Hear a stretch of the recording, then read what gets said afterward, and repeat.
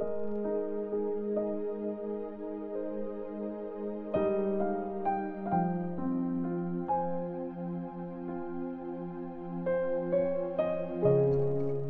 chapter 4. Si Jesus at ang babaeng Samaritan. Nalaman ni Jesus na nabalitaan ng mga Pharisees na maraming tao na ang sumusunod at nagpapabaptize sa kanya kaysa kay John. Actually, hindi si Jesus ang nagbabaptize kundi yung mga disciples niya. Kaya umalis siya sa Judea at bumalik sa Galilee. Pero kailangan niyang dumaan sa Samaria.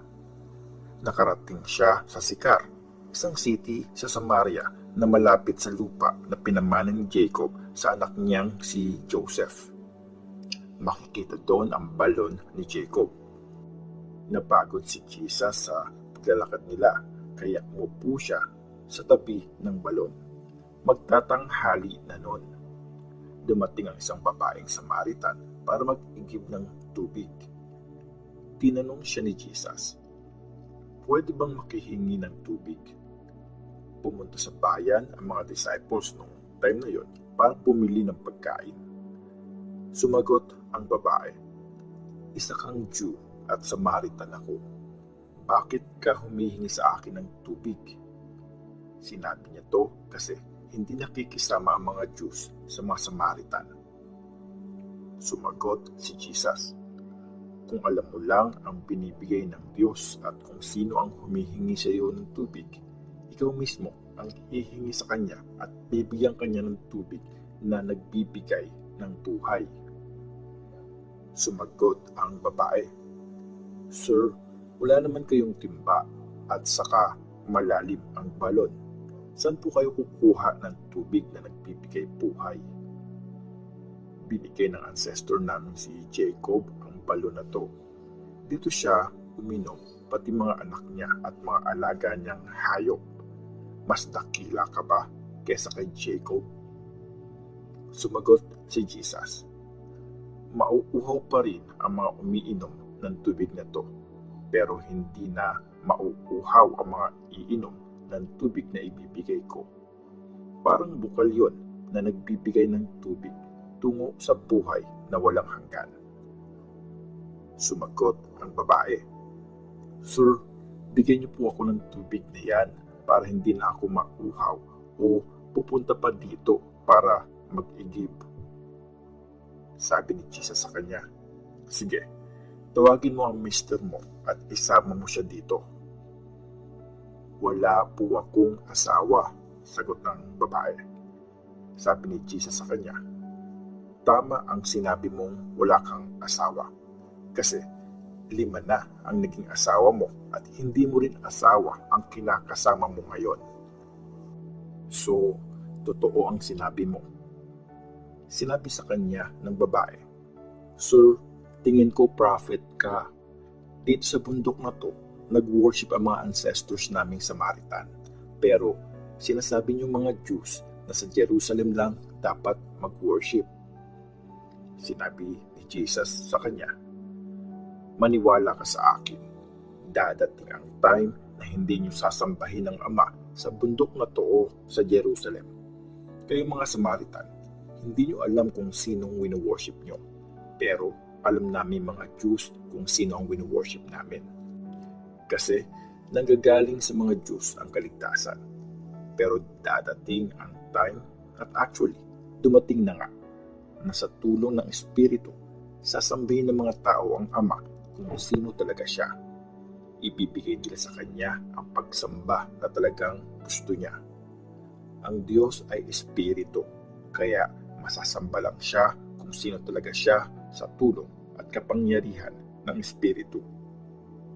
Sumagot ang babae, "Alam kong dadating ang Mesaya, yung tinatawag na Christ. Pagdating niya, ipapaliwanag niya ang lahat sa amin." Sinabi ni Jesus sa kanya, "Ako ngayon, ako na nakikipag-usap sa iyo ngayon." Nung time na yon, dumating ang mga disciples.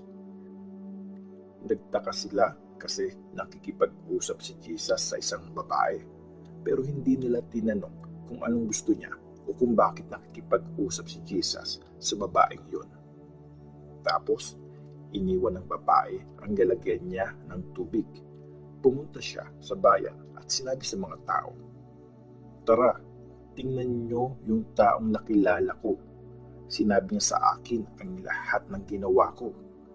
Siya na kaya ang Christ?" Lumabas ang mga tao sa bayan para puntahan si Jesus. Habang nangyayari ito, niyayaya naman ng mga disciples si Jesus, "Teacher, kumain na po kayo." Pero sumagot si Jesus, "May pagkain ako na di nyo alam." Nagtanungan ang mga disciples, "May nagdala kaya sa kanya ng pagkain?" Sinabi ni Jesus sa kanila, "Ang pagkain ko ay ang sundin ang kalooban na nagpadala sa akin at tapusin ang binigay niyang trabaho sa akin. Di ba, sinasabi niyo, 4 na buwan na lang at harvest time na. Pero sinasabi ko sa inyo, tingnan niyo ang paligid. Hinog na ang mga bunga sa bukid at ready na para i-harvest." Binabayaran ang mga nag-harvest at ginagather niya ang mga bunga para sa buhay na walang hanggan, para magsaya ang nagtatanim at ang nag-harvest. Totoo ang kasabihang, may nagtatanim pero iba ang nag-aani. Pinadala ko kayo para i-harvest ang di nyo pinaghirapan.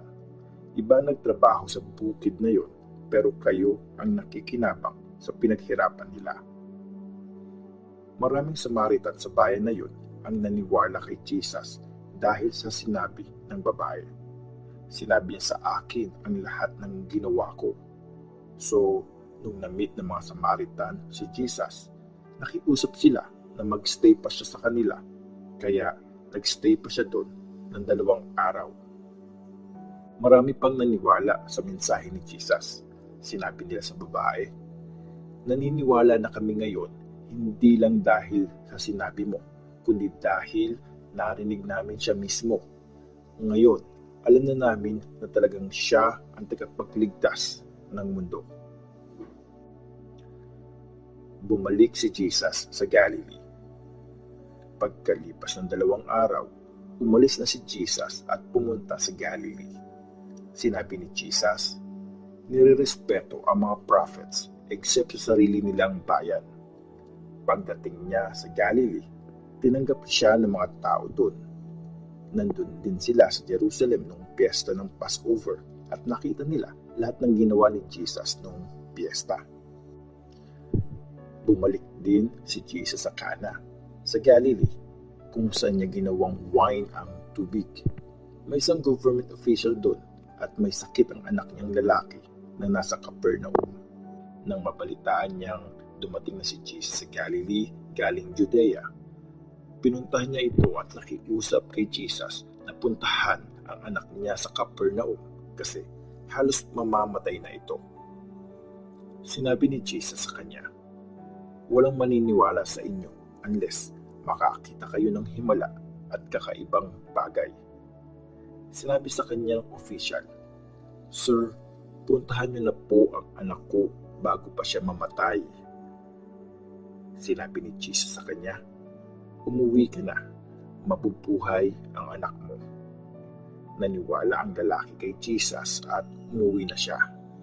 Habang nasa daan pa siya, sinalubong siya ng mga tauhan niya at sinabi sa kanya ang balita, "Okay na po ang anak niyo, mabubuhay siya." Tinanong niya ang mga tauhan kung kailan nag-improve ang lagay ng anak niya. Sinabi nila, 1 p.m. po kahapon na wala ang lagnat niya. Naalala ng tatay na yun din ang time nung sinabi ni Jesus sa kanya, "Mabubuhay ang anak mo." Kaya naniwala siya at ang buong pamilya niya. Ito yung pangalawang himala na ginawa ni Jesus sa Galilee pagkagaling niya sa Judea.